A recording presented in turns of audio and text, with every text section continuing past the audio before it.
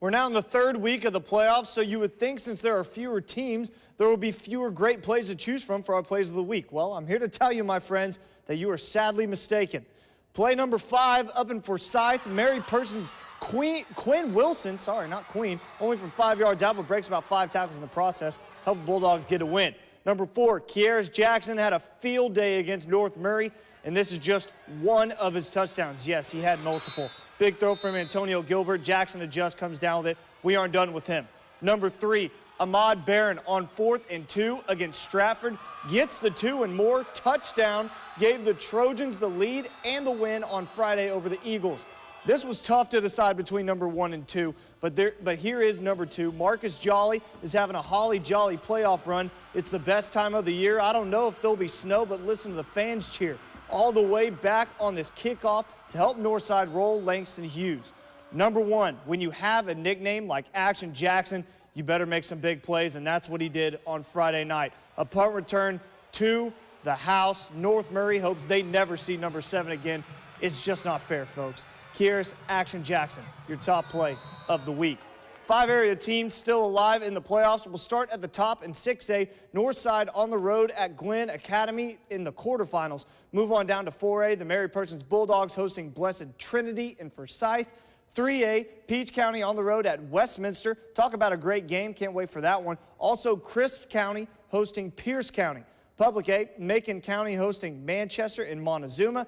Manchester beat Twiggs County last week, so maybe some mid-state revenge. Final one, undefeated Tatnall Square Academy on the road in Savannah against undefeated Calvary Day. That's going to be fun. Good luck to all of our local teams still battling it out in the playoffs. Speaking of Tatnall, it was a clean sweep for the Trojans tonight at the Macon Touchdown Club. Ahmad Barron named back of the week thanks to 109 yards and a game-winning touchdown that you just saw against Stratford. And Vasco Sanders named the lineman of the week after 14 tackles and a sack. Friday was a big win for Tatnall, but this week against Calvary Day is even bigger.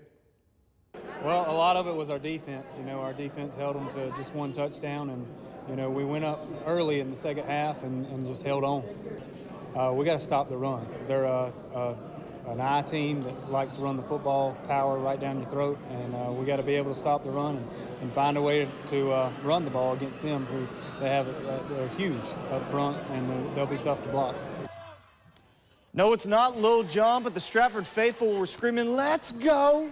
Anybody? No? Okay. For the Lady Eagles, thanks, Jeff. Tonight, Lady Spartans jump out to an early lead as Greer Mosley drives the lane, puts it up, nice floater, extend the lead. The run continues as Jarrett, looking like Sean Kemp, gets the board and puts it back in traffic. But here come the Lady Eagles on the break. Aisha Roberts misses the layup, but Nadia Reese is there for the easy putback. And now look at the ball movement right here as Carrie Woodcock finds Ellie Peterson backdoor for a short jumper. Stratford comes back in the 4th to knock off Athens Academy 40-37 in their season opener. That's all for now, but coming up later, an emotional win for the Mercer seniors on Saturday ended their careers the right way, plus how Kirby Smart is prepping for the triple option attack of Georgia Tech. We'll send it back to the day.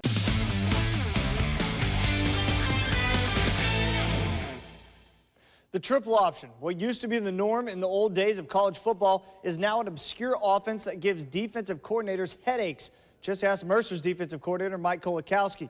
But what about Kirby Smart and his dogs? Georgia sports the 14th best defense in the nation, but the 34th ranked rush defense, allowing 133 yards per game on the ground. Something's got to give because the Yellow Jackets, as we know, love to run the ball, which leads to their top 10 ranked rushing offense at 260 yards per game. Kirby Smart held his weekly press conference today where he spoke about how his team is game planning for their date with the triple option. You obviously do a lot in the offseason. First of all, you don't put it all in 1 week. I mean, we've done a lot of off-season study, off-season planning, off-week work, spring practice work, camp work, because as much carryover as we have every week between offenses being pretty similar, there's no carryover this week. We'll challenge some of our players on the scout team to do some different roles this week to give us the speed of the game is so hard to simulate, and they do such a good job of coming off the ball right at you that's part of the challenge. It was an ending fitting for this Mercer football senior class on Saturday. Mercer trailed with time running down in the 4th quarter like so many times this season. They had the ball with a chance to take the lead like so many times this season, but instead of a failed attempt at the end zone and another painful loss, this time they finished the game on top thanks to a John Russ pass to JoJo Marshall for the game-winning touchdown with 31 seconds left. The seniors went out with a win, just the way they wanted it all to end. Honestly, what a fitting way, you know, a game-winning drive in my senior day, last game of the year, a game-winning drive that, you know, on me. I guess, you know, quarterback always gets the, you know, game-winning drive or whatever, but I mean, the whole offense did it, but just what a fitting way to go out and score a touchdown and win the game. I mean, that's all I was thinking. That's what everyone was telling me, and that's how I was already thinking it.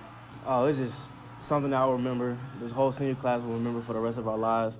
We were talking about this day for so long, coming into practice year, and just it went by so fast, and it couldn't have ended in a better way. It's been a good start to the season for the Mercer women's basketball team, 3-1, which could easily be 4-0 if not for a late slip-up against Georgia. The defending Southern Conference champs are playing like it, led by last year's Player of the Year, Kalia Lawrence, Sydney Means, and the surprising scoring from Kiki Calloway at 19.5 points per game. A big road trip coming up against Illinois, Houston, and Georgia Southern. The Bears know the challenge that's in front of them. We're just kind of keeping the same focus. You know, we're treating it like just the next game, exactly what it is. Obviously, we're going to be playing some good teams, some good programs who have good players and good coaches. But I think we stick to what we do and continue to improve every day like we want to, and I think we'll do it very well.